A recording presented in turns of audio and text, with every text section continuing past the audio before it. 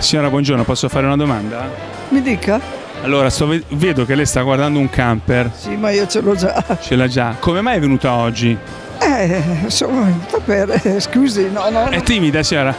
Eccola qua. Ma siete insieme? Certo. Di dove siete? Venite qua, tutti in combricola. Noi siamo da Trento. Avvicinati. Da Trento. Da Trento. Siete venuti qua perché siete appassionati di camper o perché avete intenzione di cambiarlo il vostro camper? Dice che l'avete. Se c'è il prezzo cambiamo anche. Quindi lei è venuto anche per vedere? Vedere le novità. Bravo. Lei è un appassionato, dice che lei è addirittura un matto, dorme e vive in camper, dica la verità. Ma no, dormo e vivo in camper, ma lo adopero molto. Facciamo tanti viaggi. Cosa cerca lei dal camper? Qual è la prima caratteristica che deve avere il camper per essere soddisfacente per lei? Sia comodo per la donna. Cioè, avvicinati un attimo, spieghi bene. Questo dica piano perché sennò la sentono. Che sia comodo per la donna. Cioè?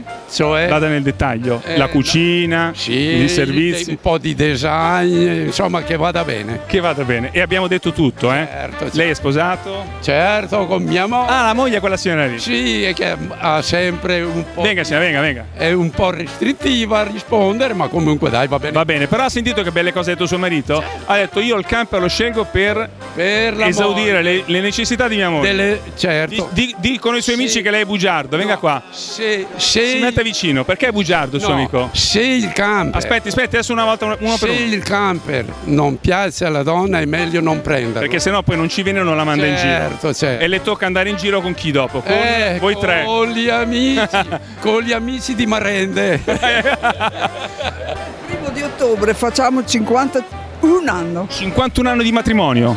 Pensa, 51 anni. Che sceglie camper per lei, suo marito. Devo dire che questa è una prova d'amore. Che razza sarà, perché mi sa bene che è così, hai capito? Va bene, in bocca al lupo e buona fiera. Ma zuccherette ci vuole. Adesso glielo diciamo. Arrivederci, grazie. Salve. Sky, canale 228. Sky? Eh sì, 228 Automoto TV. Boh, signora, ma adesso adesso la telecamera è spenta. Senti cosa ha detto suo marito di lei, una bella cosa le ha detto. Sì, dai, almeno quello può dirlo. Ma deve essere orgoglioso. Guardi che non sono tante così invece. Sì, no. E lei cosa ha da dire? Lei invece il marito l'ha scelto perché? Perché mi piaceva. Ah, le piaceva? Abbiamo detto tutto, bravo. Bravo, grazie. Ciao, arrivederci signora, arrivederci. Ciao, tante belle cose. Grazie.